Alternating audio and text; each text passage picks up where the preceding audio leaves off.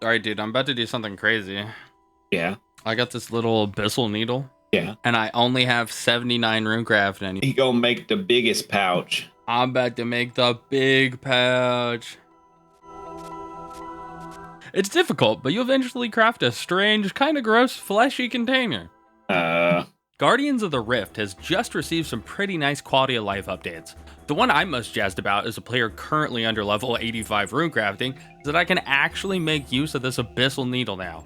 The Colossal pouch was previously at 85 runecrafting, and it still is, but now you can make it as early as level 25, and it'll just have less capacity. The capacity scales depending on the tiers of essence pouches you use.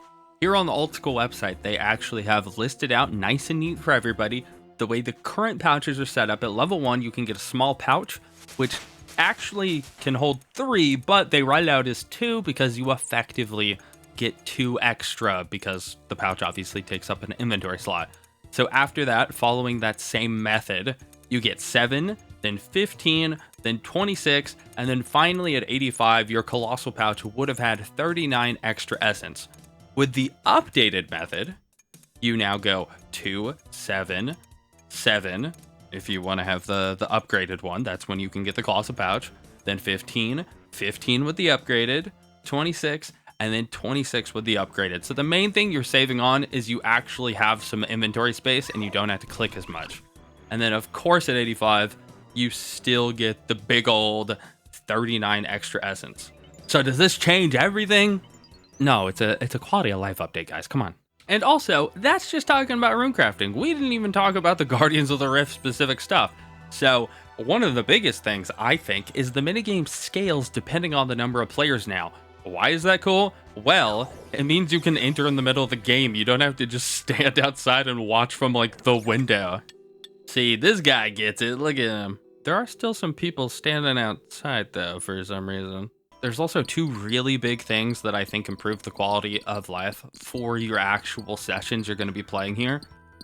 And those are about saving your games. The first one is at least 1 medium tier or above altar will spawn in the first and second waves, so hopefully your games aren't going to be dead on arrival. And destroyed barriers can be repaired with 12 Guardian fragments instead of just using 10 Guardian essence. So what do all these things mean in the grand scheme of the minigame? Honestly, not a ton. If you like playing Guardians of the Rift before, then these are some nice quality of life things, like the update says, and they'll keep you playing more. And if you hated it, well, you're probably still gonna hate it. I played through about an hour of games to try to get a good feel for everything, and it was pretty good. Having to click on less stuff is pretty nice, especially since the old rune pouches would sometimes like bug out with the rune light counters if you clicked on them too fast. Speaking of which, runelight stuff does still need some tweaks. My pouch really wanted to tell me that I had 40 essence in it. I guess it was checking that it was full. And in fairness, it was full. It's just that means something else now. This didn't really change the way I did anything. I figured I'd just point it out for you guys watching the footage and wondering what's going on. It's not glitched and is actually giving me extra space. It's just the counter's wrong.